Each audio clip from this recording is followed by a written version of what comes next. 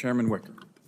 Well, Chairman, I surely am glad you gave Senator Hirono a few extra moments. You offered me an opening statement, and so I may take those few extra moments. You are the chairman of the committee. You can do whatever you want. Thank you. But I also want to congratulate Chairman Sullivan and Senator Hirono for their leadership in calling this hearing. It's a terrific panel, and it's been great so far. Let me say this about the CR.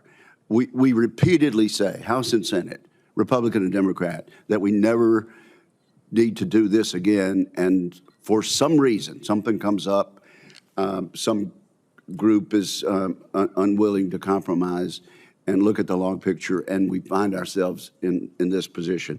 I will say this about the fact that this is the first year-long CR for the Department of Defense.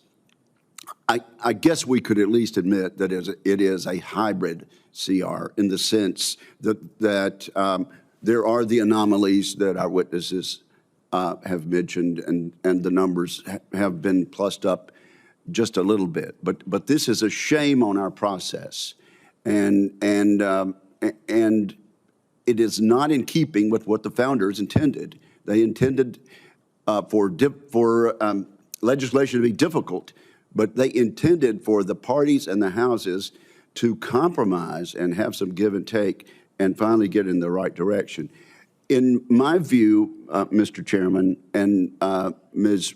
Ranking Member, the real flaw in the CR that we'll be voting on later this week is that it doesn't provide enough money, regardless of the anomalies and the tiny plus-ups here and there. Regardless of that, it does not provide adequate support for the military and for the challenges we have from four adversary nations, pacing challenges plus Russia, plus North Korea, plus Iran, that like never before have worked together to bring us ill. And it is contrary, Mr. Chairman and Madam Ranking Member, to the voice of the Senate in the National Defense Authorization Act, which plussed up national defense out of the Armed Services Committee and from a bipartisan vote on the floor, about $25 billion. We couldn't get that done in conference, and so we are where we are on the authorization. But were it not for the prospect of a reconciliation bill that adds $150 billion for vital national security purposes, I could not vote for the continuing resolution as it is. Unless something changes, I'll have to swallow my words again this year and go ahead and pass it, because the alternative is so unpalatable and so dangerous. But I will say this: based on what we see, and based on what is in this continuing resolution, $150 billion in the reconciliation bill may not be enough. And I'm hearing some comforting words, Mr. Chairman, from the administration that they realize that too. And I realize they're the budget hawks in this city, and they're the defense hawks in this city, and we all want fiscal responsibility. But I'm telling you, $150 billion in the reconciliation bill may not be enough based on the way we have treated defense over the past few years and based on what we're about to do this week. So thank you all for doing what you can with the authorities and anomalies and little plus-ups that we give you. In the time I have to ask questions, let's talk about the ability, and I'll direct this to you, General Mingus, the ability of our reserve component to be ready for potential conflicts with near-peer adversaries. If a conflict began today, General, is the Army Reserve component manned, trained, and equipped appropriately to be successful? I would say it would depend on the type of organization within the Guard and the Reserve, sir. We meet our directed readiness tables requirements in terms of the active component, the Guard and the Reserve, in terms of what are required inside those immediate forces that are needed inside of 10 days, 30 days, and 45 days. Once you get beyond that, then it is not as pretty as you would see.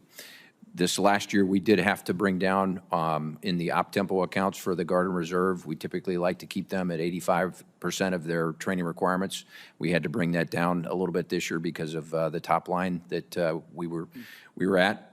So there is concern. Now, as a result of that, the Secretary and the Chief and all of us are taking a look at what is the right balance between the active Guard and Reserve and what mission sets should be in those.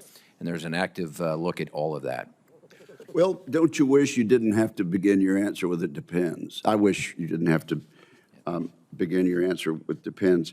With "it depends."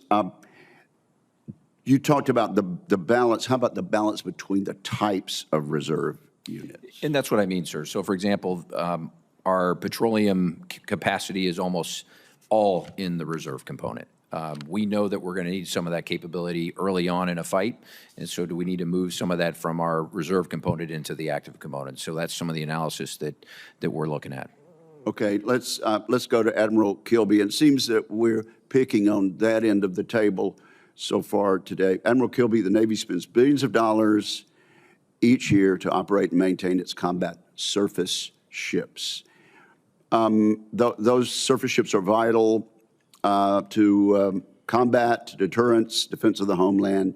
Yet year after year, we hear about significant challenges to the readiness of our Navy's surface fleet. How's the Navy changing and modernizing in this regard, and also in the way they attack ship maintenance to get problems under control? Hey, two general areas here, sir. Thanks for that question. One was addressed by General Mahoney.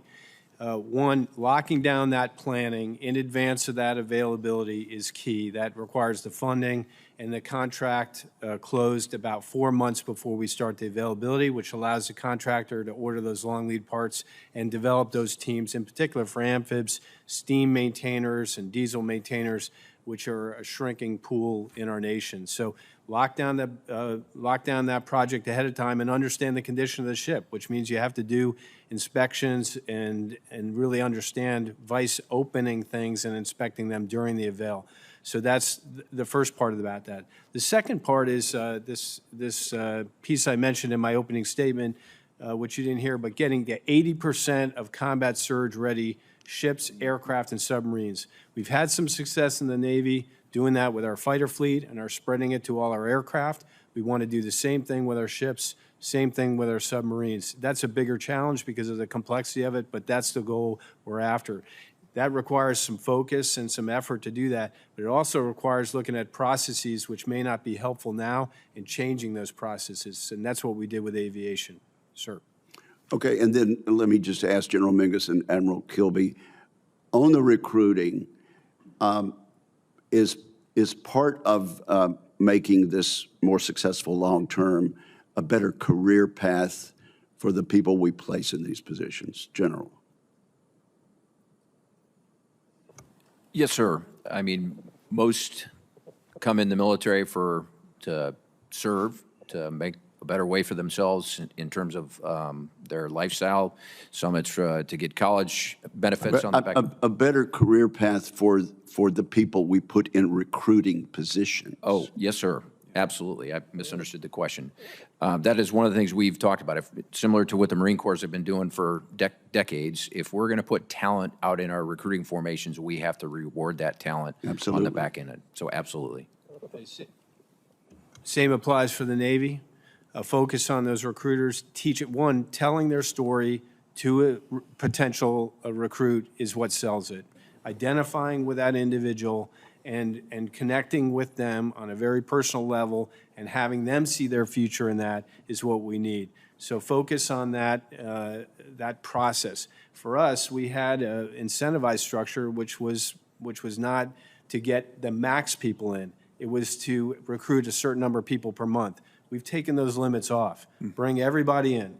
Don't save up recruits for next month. Bring them all in as soon as you can, and that will either fill up our delayed entry program or get those sailors to boot camp as soon as possible. That's been our success. Okay, Mr. Chairman, I want people in the military who are assigned to our recruiting programs to say, thank gosh, I got this great position. My career path looks bright because I've been put on a fast track by being a recruiter. That's my point. Well, General Mahoney, you want to comment on that? Because the Marine Corps has been doing that for decades. Yes, I would. Of the three things that I think are the pillars of our success in recruiting, the one main one is a professional recruiting force.